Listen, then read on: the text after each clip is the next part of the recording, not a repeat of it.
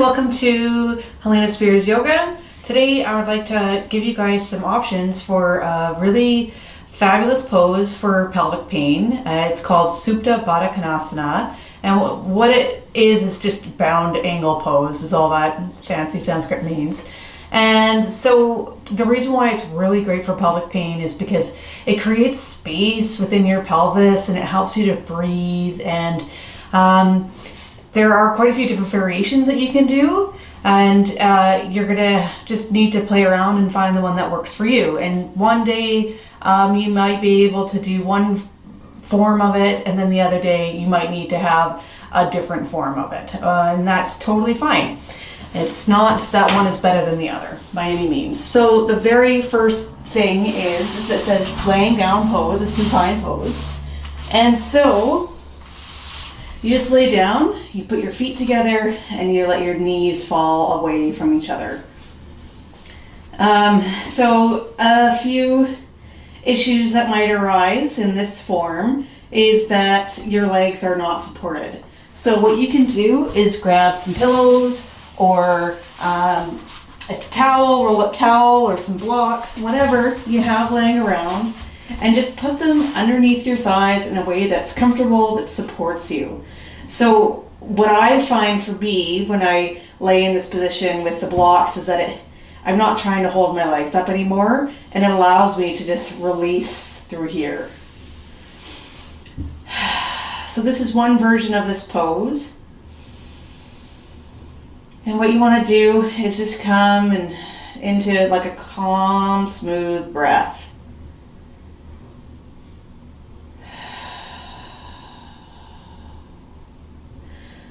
Okay, so the next option is to take a bolster and place it behind your back and lay down over top of said bolster. And I like this as well because it really helps to open up the chest as well, and it just feels really opening and freeing. However, that being said, doing this, because my back is quite arched, so you might have, if you're having lower back pain, then this might be aggravating for you.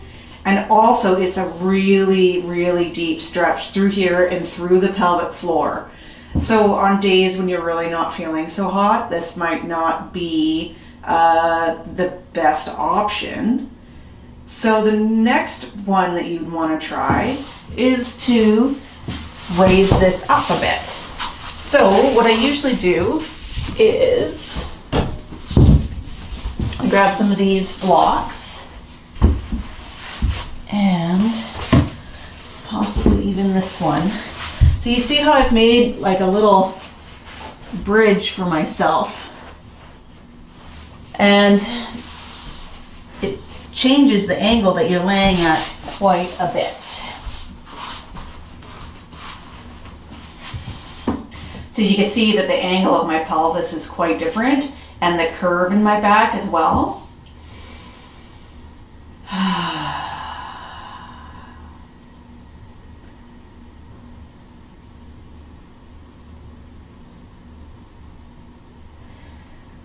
Yes, I love this pose. It is fabulous. Now, I know that everybody does not have a hard bolster like these, and they can be a little bit expensive to buy.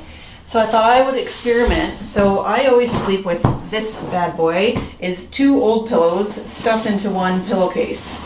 And I wanted to just try it out and see how it went as a substitute for my hard bolster. And you know what? I think that's pretty good. So I think we all have, old dingy pillows hanging around the house. So it's always an option for you to play with. So some other options that you can do in this pose is, instead of having your legs bent, you just put your legs apart and straight on the floor. And then the other thing you can do is some neck support. You can take a towel. I'm just going to switch back to my bolster here because it is a little bit better. just take a towel and maybe roll it up so that it's supporting your neck.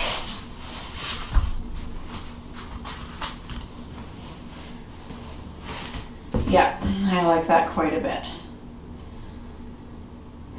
So there you have some options. The other option with the legs is to just have your feet flat on the ground as well. And then what you could do is play around with, you know, moving your leg out to the side one at a time.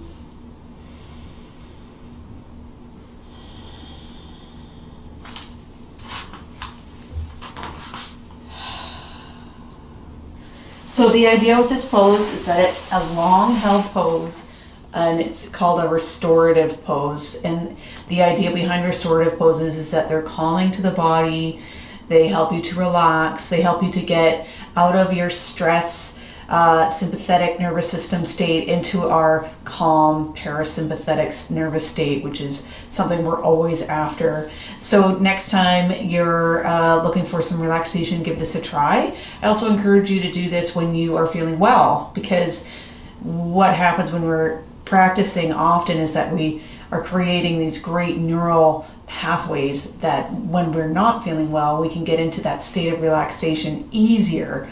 It's like just practicing. It's like creating muscle memory for yourself.